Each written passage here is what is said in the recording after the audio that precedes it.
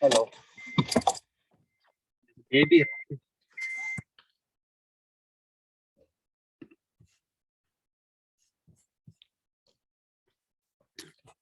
न एव किंचित करोमि इति नैव किंचित करोमीति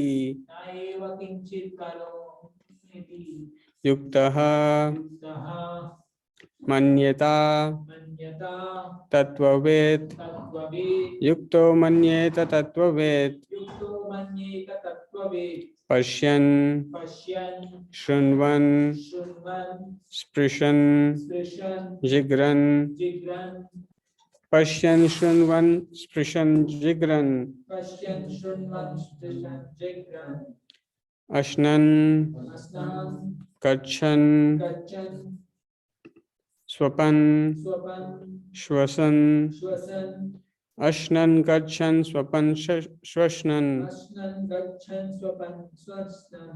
प्रलपन् विसृजन् गृह्णन् प्रलपन् विसृजन् गृह्णन् उन्मिषन् निमिषन् अपि उन्मिषन् निमिषन् अपि इन्द्रियाणि इन्द्रियार्थेषु इन्द्रियाणि इन्द्रियार्थेषु वर्तन्ते इति धारयन् वर्तन्त इति धारयन्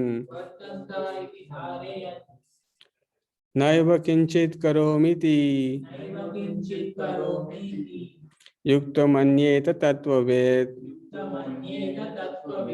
पश्यन् शृण्वन् स्पृशन् जिघ्रन् अश्नन् गच्छन् स्वपन् श्वसन्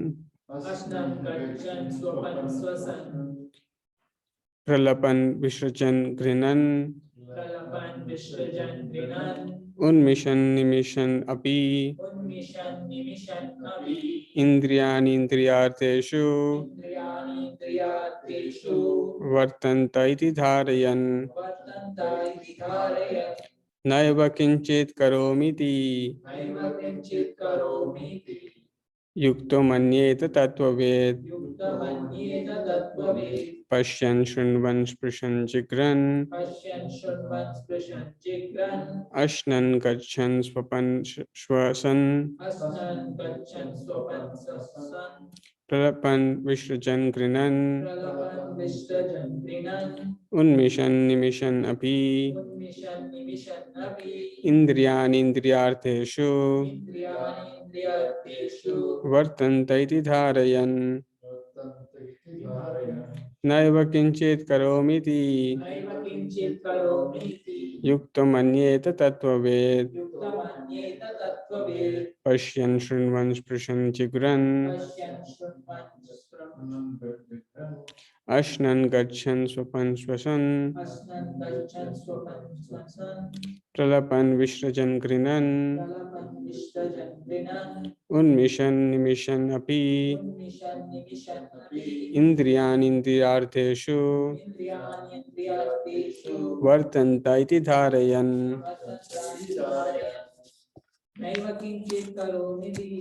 नैव किंचित् करोमीति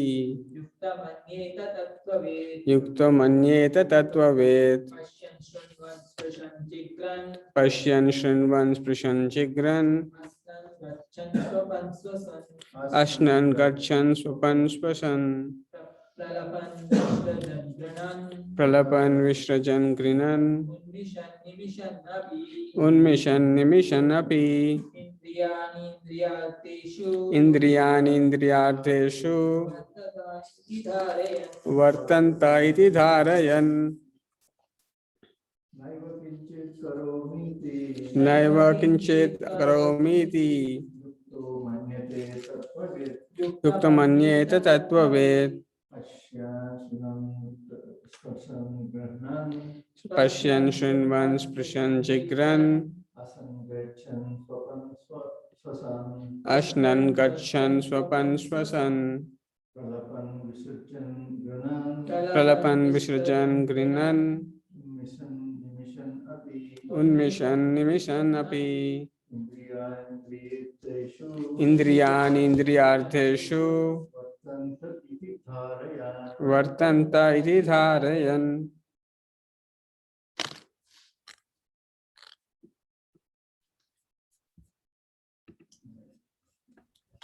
नैव किंचित करोमीति नैव किंचित् करोमीति युक्तो मन्येत तत्त्ववित् युक्तमन्येत तत्त्ववेत् पश्यन् पश्यन् शृण्वन् स्पृशन् जिघ्रन् पश्यन् शृण्वन् स्पृशन् जिघ्रन् अश्नान् गच्छन् स्वपन् स्वपन् श्वसन् अश्नन् गच्छन् स्वपन् श्वसन् प्रलपन् विसृजन् घृणन् प्रलपन् विसृजन् गृह्णन् उन्मिषन् निमिषन्नपि उन्मिषं निमिषम् अपि इन्द्रियाणि इन्द्रियार्थेषु इन्द्रियाणि इन्द्रियार्थेषु वर्तन्त इति धारयन् वर्तन्त इति धारयन्.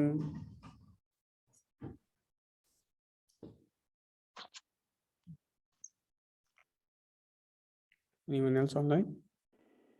नैव किञ्चित् करोमीति नैव किञ्चित् करोमीति युक्तमन्येत तत्त्ववेत् युक्तमन्येत तत्त्ववेत् पश्यन् शृण्वन् स्पृशन् जिघ्रन् पश्यन् शृण्वन् स्पृशन् जिघ्रन् अश्नन् गच्छन् स्वपन् श्वसन् अश्नन् गच्छन् स्वपन् श्वसन् प्रलपन् विसृजन् गृह्णन् प्रलपन् विसृजन् गृह्णन् उन्मिषन् निमिषन्नपि उन्मिषं निमिषन् अपि इन्द्रियाणीन्द्रियार्थेषु इन्द्रियाणि इन्द्रियार्थेषु वर्तन्त इति धारयन् वर्तन्त इति धारयन्.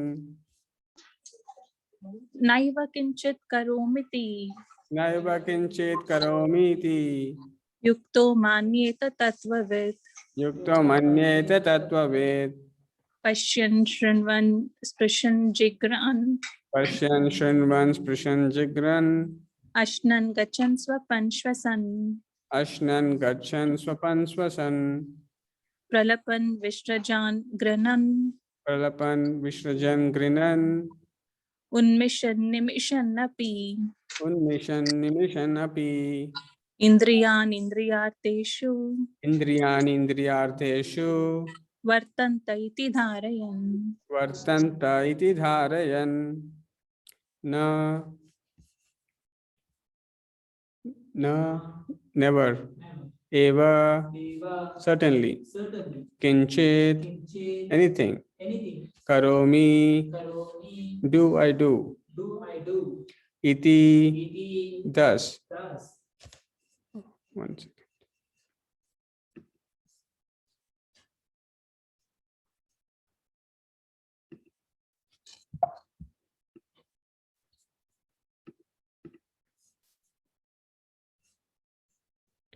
Yuktaha, engaged in the divine consciousness. Manyeta, thinks.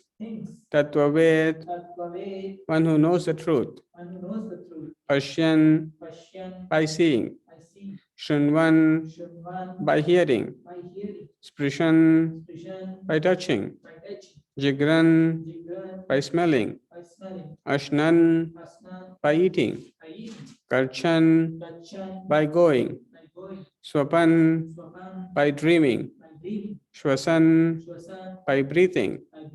Pralapan, by talking. Vishrajan, by giving up. Krinan, by accepting.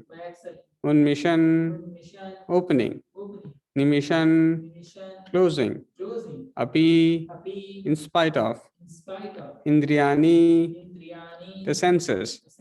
Indriyartheshu, in sense gratification.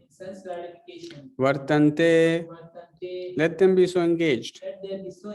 Iti, thus, Dharayan, considering. Translation purport by His Divine Grace A.C. Bhaktivedanta Swami Srila Prabhupada. Jai Srila Prabhupada. A person in the divine consciousness, although engaged in seeing, hearing, touching, smelling, eating, moving about, sleeping, and breathing, always knows within himself that he actually does nothing at all. Because while speaking, evacuating, receiving, opening, or closing his eyes, he always knows that only the material senses are engaged with their objects and that he is aloof from them. Translation with repetition. A person in the divine consciousness,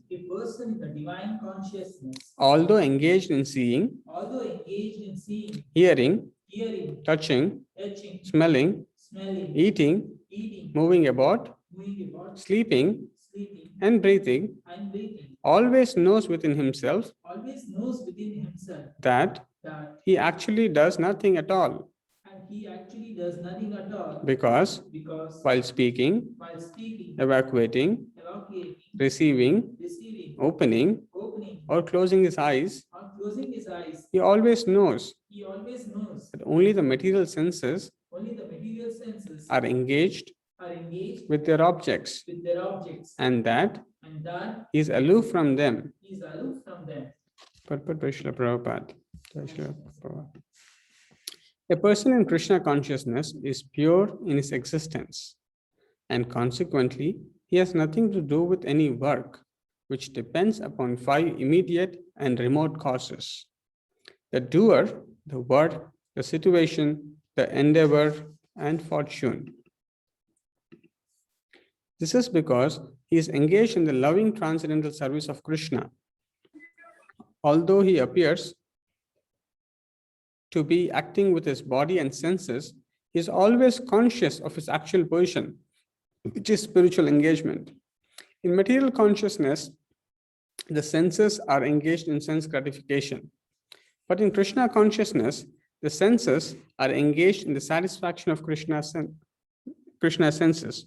Therefore, the Krishna conscious person is always free, even though he appears to be engaged in things of the senses. Activities such as seeing, hearing, speaking, evacuating, etc. are actions of the senses meant for work. A Krishna conscious person is never affected by the actions of the senses. He cannot perform any act except in the service of the Lord, because he knows that he is the eternal servitor of the Lord. Thus in the Transcendental Bhaktivedanta purport. Om Ajnanathmirandasya Jnananjana Shalakaya Chakshurunmilitam Yena Tasmai Shri Gurave Namaha. Nama Om Vishnu Padaya Krishna Prishtaya Bhutale Srimate Bhakti Vedanta Swami Niti Namine. Namaste Saraswate Deve Gauravani Pracharine Nirvishesha Shunyavadi Pashyata Deshatarine. Jai Shri Krishna Chaitanya Prabhu Nityananda Shri Advaita Gadadhara Shri Vasadi Gaura Bhakta Vrinda. Hare Krishna, Krishna Krishna, Hare Hare, Hare Rama, Rama Rama, Hare Hare.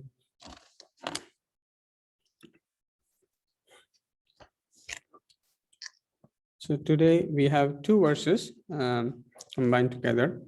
So just to recollect what we read last week. So last week there was mention about who is a pure soul. I mean, yoga yukto vishuddhatma.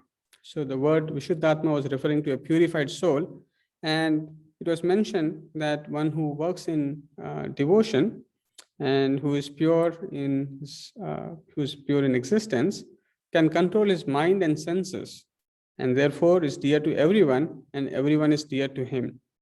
Though always working, such a man is never entangled. So in the previous verse, there is mention about the person who is taken to the path of action, the path of devotion, and one who is able to purify one's existence, who is pure, who is performing work in devotion. He is dear to everyone, and everyone is dear to him. And therefore, although he is engaged, he is never entangled. So continuing from that, Lord Krishna is mentioning here, now that purified soul, how does he think? What does he think? How does he act? So that is being further elaborated by Lord Krishna in this verse. So here is being said, so it is said here, na kinchit karomi iti. So na kinchit, I do not do anything. So manyeta, one is thinking that I'm not doing anything. So usually everyone thinks that I am the cause of this thing. Because of me, this thing is running. Because of me, this everything is running fine. If I'm not there, things will not move. This is what the general conception of people is, that without my presence, the things will not move. If I'm the doer. But here, the description is not about the common people who do something, but here, yukta tattvavid. So one who is in divine consciousness, who is engaged in divine consciousness, and tattvavid refers to those people who knows the truth. Tattva means truth, vid means one who knows truth. So the common perception of people is of one kind, but here the quality or the characteristic of one who is in divine consciousness, one who understands the truth. What do they think? I do not do anything. Naiva kinchit karomiti. Why do they think so? That is explained in the second half of this verse, the second verse, 9th verse. So here it is being said, what are the different activities? Pashyan, by seeing, Shrinvan, by hearing, Sprishan, by touching, Jigran, by smelling. So there are different activities of the senses. So basically, what does this body mean? Body means it is full of senses, and each sense has a certain activity. So usually, people are driven to act by an act of seeing. I see something and I want to do something after seeing. Or I hear something and I want to act upon hearing. Someone says something very harsh, then I act in some way. Someone says very pleasing things, and I act in some way. So Pashyan, by seeing, oh, there's something beautiful to see, then I go there to see. Sprishan, that is something which is nice to touch, then I go and touch. Jigran, so there's something nice to smell. Oh, I want to go and find out what is it, and can I taste it? So in this way, different people are acting by the various senses. And here, eventually it is being said, Indriyani Indriyardheshu, the senses are engaging with their sense objects. So each of the senses are engaging in sense objects. But a person who is Yukta Tattvavid, he does not think that he is actually doing any of these things, because he is seeing himself to be aloof from the action of the senses and their action in relation to sense objects. So as we will see, it's important to note that when one is having divine consciousness, the way one sees things is very much different from an ordinary person who is not in divine consciousness. And therefore, the purport is saying that person in divine consciousness knows that he does nothing at all, actually does nothing at all, because he sees that he's aloof from all the actions that the material senses and the sense objects, which when combined together are performing, is not actually him. So let us try to understand this a little more. First, let's try to understand the word. So I would like everyone to remember this one verse, this one image, which is incense, so combining or defining the divine consciousness. And we'll come to this again. So here, first thing that is being mentioned here is a person in the divine consciousness. So first we need to understand, what is this divine consciousness? Who is in this divine consciousness? And how does one develop divine consciousness? So everyone is conscious. Every living entity is a conscious being. But the difference between living entities is a degree of consciousness. In the lower state of being, one is only conscious about eating, mating, sleeping, and defending.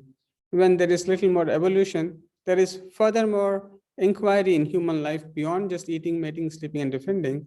But again, based upon one's freedom and free will and ability to associate, one can develop one's consciousness from that to higher levels of consciousness.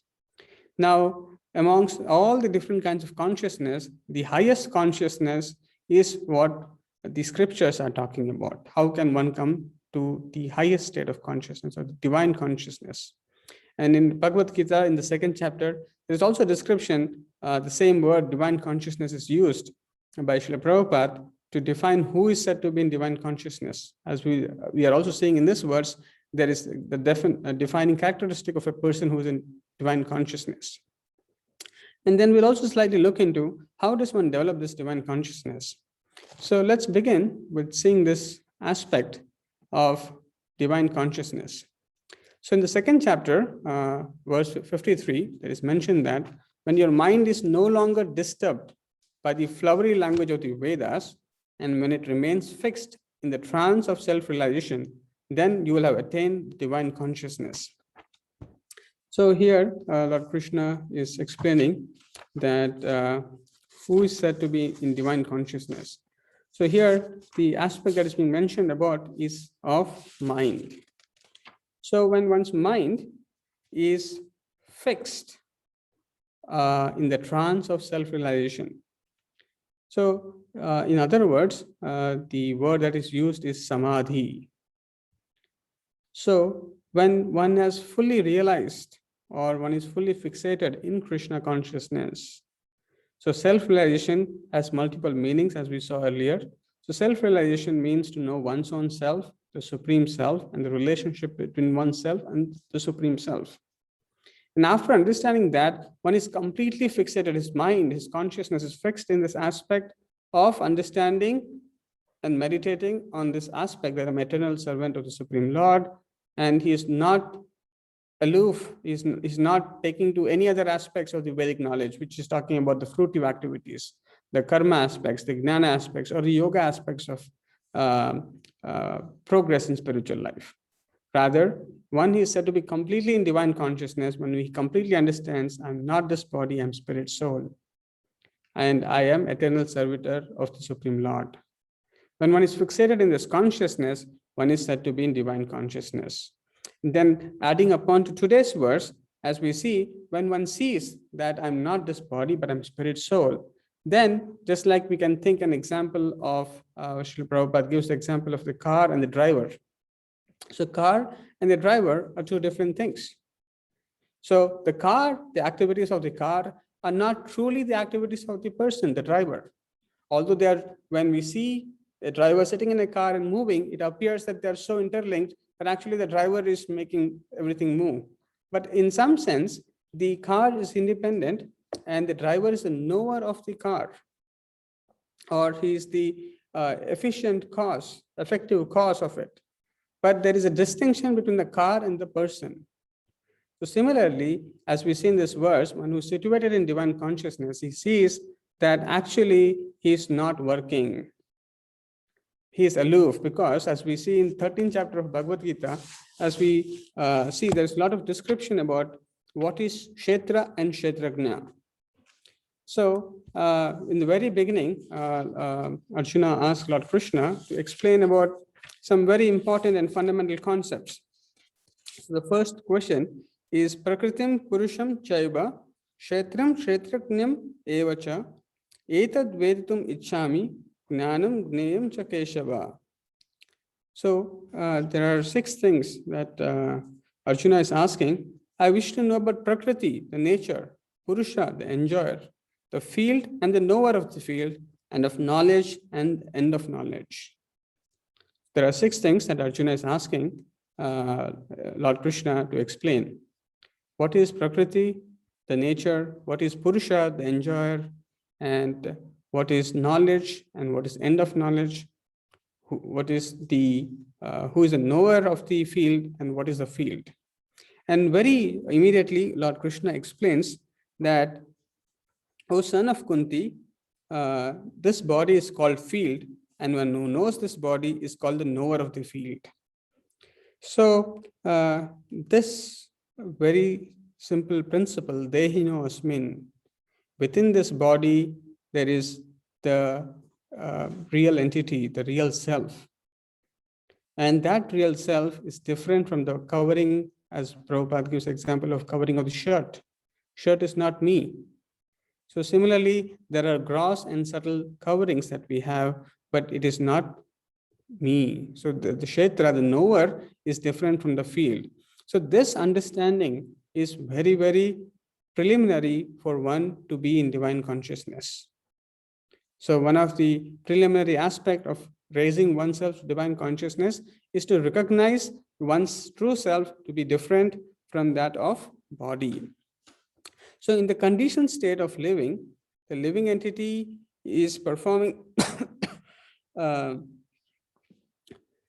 is entrapped in this material body, and he's thinking that the body is me. And therefore, the body thinks, or the conditioned living entity thinks, that by lording over material nature, I will find happiness. And therefore, my activities should be driven by, as much as possible, how much can I control, how much can I enjoy independently.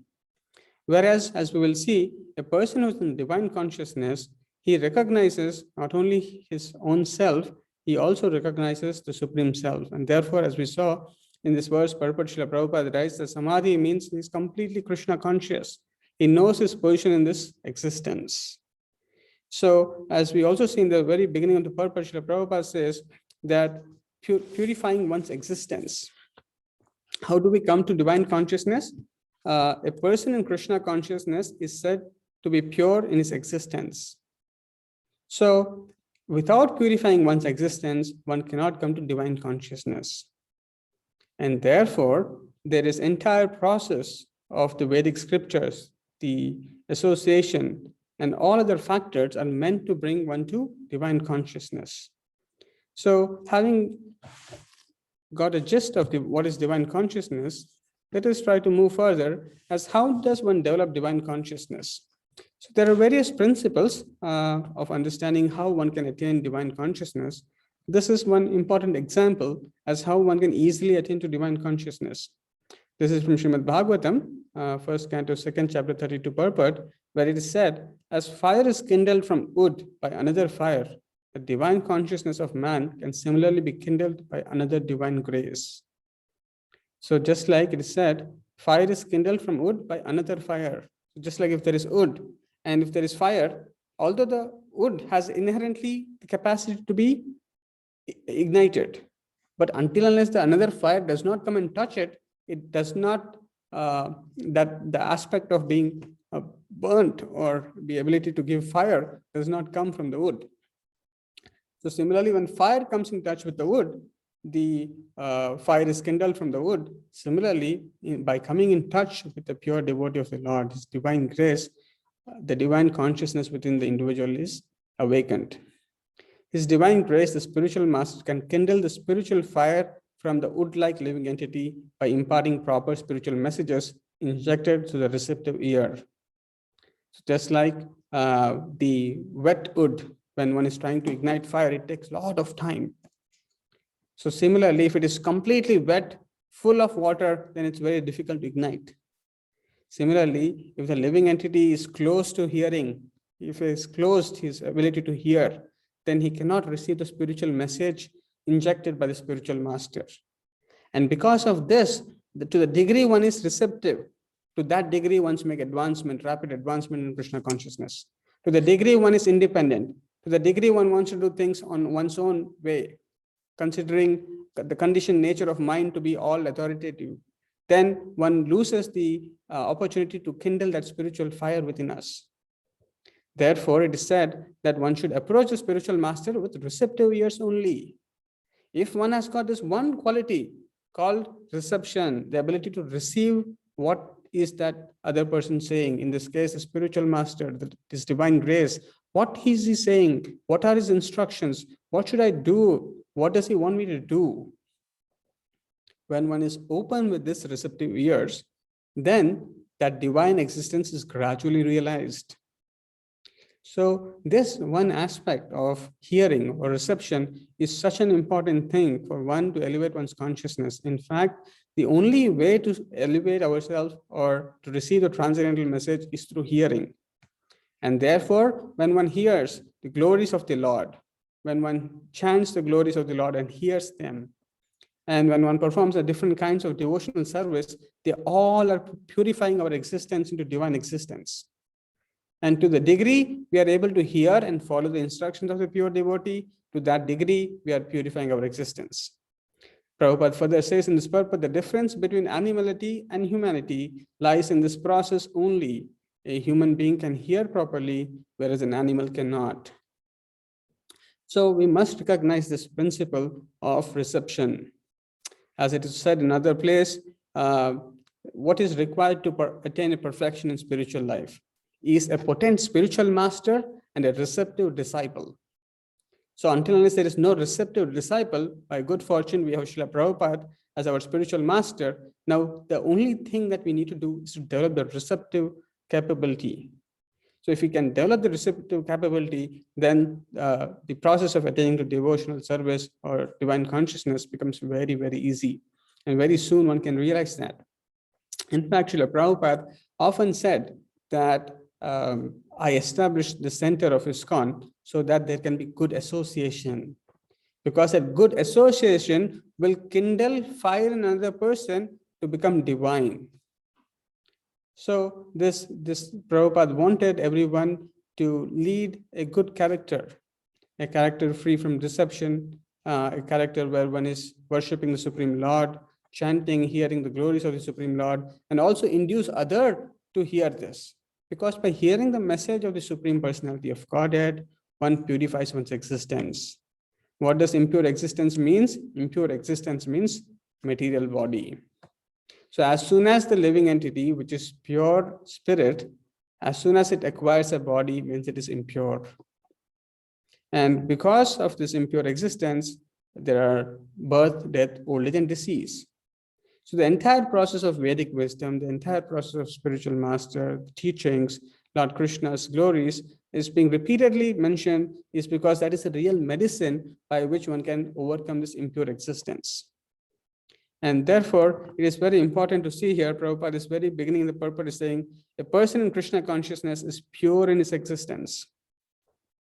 Because he's pure in existence, Prabhupada says, anyone who has attained divine consciousness or pure in existence, he comes back to his real state, that is Sat Chit and Ananda.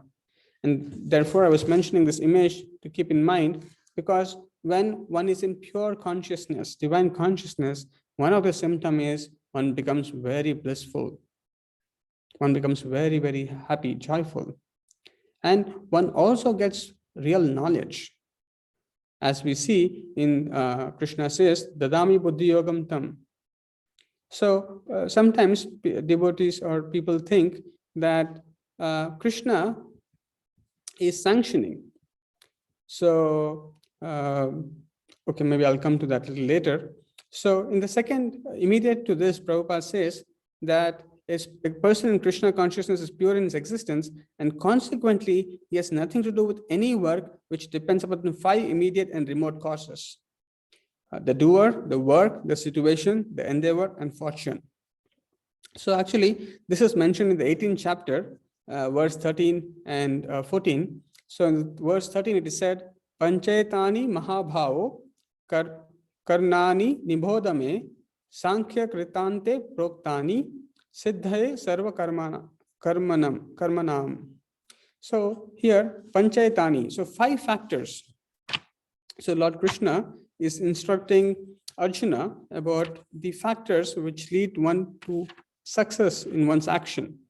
So in the 18th chapter, the conclusion, perfection of renunciation, there is description about different kinds of work and how one can accomplish success in a certain activity.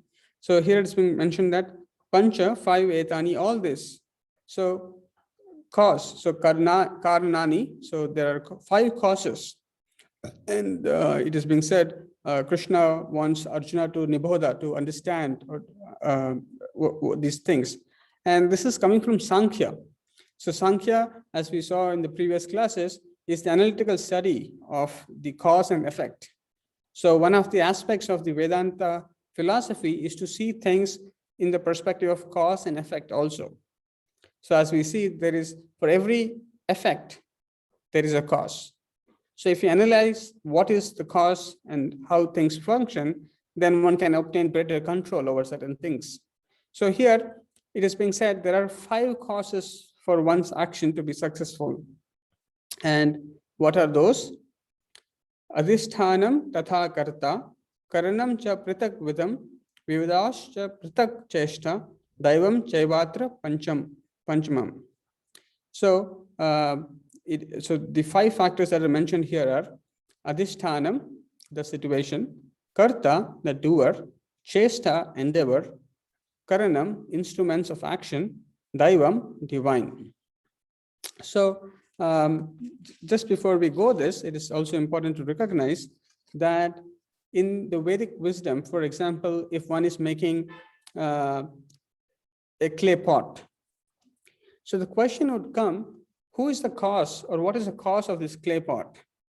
One person can say that the cause of the clay pot is the earth, because it is made up of earth. So it is earth is the cause of clay pot. On the other hand, another person may come and say it is not the earth itself, because the earth itself is not sufficient for itself to manifest as an earthen pot. Rather, it is the potter's wheel which is making the earth into earthen pot, and therefore the potter's wheel is the cause. And some other person may come and say, no, it is the potter without whom this would not have turned into a pot. So although it's the same action, it's one action by which it has become a pot, earthen pot, it is driven by 3 causes. So the material cause is the earth, the material cause. The instrumental cause is the potter's wheel. And then the effective cause is the potter. So when these 3 causes combine, then the pot emerges. So similarly, in any activity that is performed, it must have usually some reaction. But usually a person in Krishna consciousness does not suffer any reaction. So how is that? We'll come to understand. So usually in the normal material world, one needs all these 5 actions, 5 factors to lead to be a successful in action. But whereas when it comes to a person who is in Krishna consciousness, how does he act? So usually every act is, so there is an entanglement because of, there is an action reaction because of material modes of nature. But on the other hand, a person who is in Krishna consciousness, Prabhupada is saying, he is not affected by, he has nothing to do with any work which depends upon the 5 immediate and remote causes. This is because he's engaged in the loving transcendental service of Krishna. So it is important to note here, a person who is in divine consciousness, his activities are different from the activities by which the normal success or an endeavor is placed. The way to understand this, Prabhupada is further explaining that, so Prabhupada says that just like if there is a pen and one is using the pen, now if someone writes something wrong in a paper, one would not blame the pen to be the cause of that writing, because it is driven by the person who's writing it. Therefore, this pen is like an instrument. Similarly, a pure devotee, a person in divine consciousness, is not acting independently. If the pen is writing independently and it does a mistake, then it's a problem with the pen. But when the pen is under the direction of the author or the writer, and the writer is writing something, then the blame goes to the writer. But similarly, in case of a person engaged in divine consciousness, one who knows the truth, he knows his position. What is his position? He knows his position as an eternal servant. He knows that Lord Krishna is the proprietor of his senses. And therefore, he knows, just like the example is given of a bank cashier. He collects money from the person who gave, but he knows that he is not the owner of it. And therefore, he doesn't use the way he wants that money, but rather places them in the right way as his authority wants it to be. And because he does that way, therefore he does not see any gain nor any loss. So when he's giving, someone comes and he deposits check, he takes the money. Someone says, I want to withdraw money, he gives them without any attachment. Because he knows, I'm not the owner of this. I should do what I've been told, and I do that much. Similarly, a person in Krishna consciousness, he knows, because he is in pure consciousness, he hears the instructions of the Supreme Lord. He knows his position and he knows the instructions of the Supreme Lord. The Lord within his heart is giving instructions, and then a spiritual master giving instructions, and the Shastras are giving instructions, and therefore he's never acting independently. He's always acting by taking permission from the Lord, by following the instructions of the spiritual master, and therefore he is not being bound by the material reactions. And it is important to note that Bhaktisiddhanta Saraswati Maharaj, he used to say that people used to ask sometimes, are you going to so and so place? Are you going to Vrindavan? Or when are you going to Vrindavan? So Bhaktisiddhanta Saraswati Maharaj used to say that when Lord sanctions or when Lord desires, I will go. So this verse is exactly saying that. So you can see here that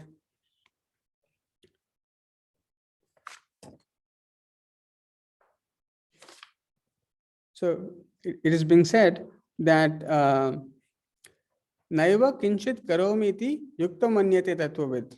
So the person who knows that without the sanction of the Supreme Lord, I cannot do anything. So one does not see that I am going. He knows only by the mercy of the Lord, I can go from one place to another. Just like anytime one senses, Prabhupada gives the example of a great scientist who was traveling in an aeroplane to attend a conference. But as soon as the flight reached a certain point in the journey, it broke off. The plane crashed and the person died. So he was telling, I'm going there for the conference, but he could not go to the conference. So the point here is a person in divine consciousness recognizes that without the mercy of the Supreme Lord, without sanction of the Super Soul, I cannot act anyways.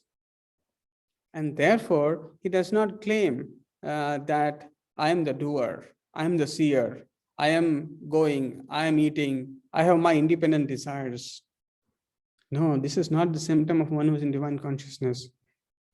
Here,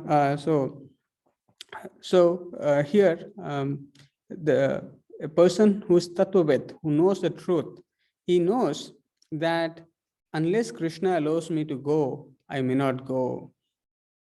There may be so many obstacles that may come. There may be a lot of problems. So he does not think independently that I should go here, I should do here. No. So it is not even a blade of grass moves without the sanction of the Supreme Lord. And therefore, independently thinking that I am eating, I am doing, I am this. So all this, a person in Tattvavid knows that this is all happening by the sanction of the Lord. Now, one may question, when there is sanction of the Lord, why sometimes the sanction is happening for good things and there is sometimes sanction happening for the bad things. So how does one understand these two things? Is the Lord who is sanctioning? Prabhupada says yes. The Lord is the one who is sanctioning both of these things. So why is that? Because Prabhupada gives the example that every living entity has got a minute independence. If there is no independence, there is no meaning of living entity in the sense it's mechanical. So because of this independence, when the living entity desires very ardently, I want things to happen this way, I want to enjoy independently, the Lord seated in the heart says, okay, you want to enjoy this way. Sometimes the Lord sanctions it. Now, similarly, the Lord also sanctions people who want to do good things or who are devotees. Now, what is the difference? Krishna gives a better consultation to devotees, and he gives such a consultancy to them by which they can come back to the Supreme Lord.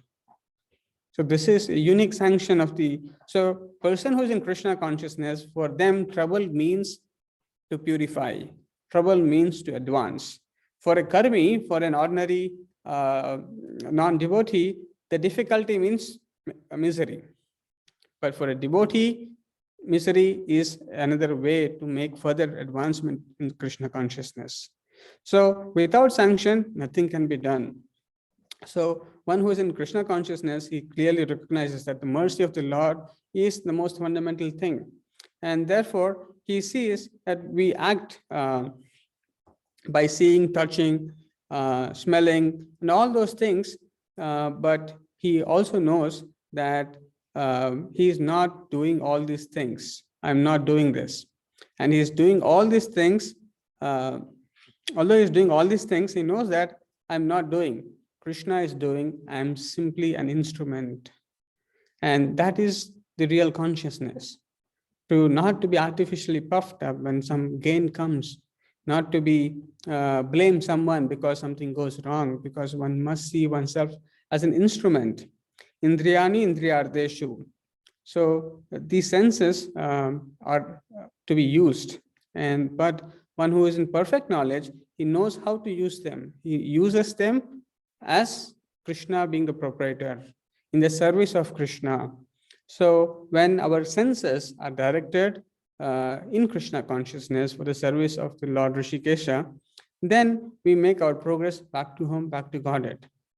Then we get the right sanction. Then our activities are sanctioned by the Lord in such a way that we go towards the ultimate destination. On the other hand, if we independently, without being in the right consciousness, without trying to purify our existence, the Lord may also sanction the activities. I want some wealth.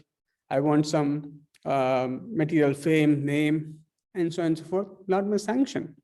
But one must know that is not the real sanction of the Lord, because he wants every living entity to come back to him. And that's the kind of sanction he wants to give. But again, it depends upon the living entity as how he wants to engage his senses. And if he engages his senses in the service of the Lord, then the sanction is very beneficial for the living entity and purifying, and thereby he can perceive the higher aspects of reality by which he will be unentangled by his activities. Although he's performing various activities with his senses, no more the senses or his activities are binding. So those are a few aspects from this verse. I'll stop here and see if there are any questions or comments.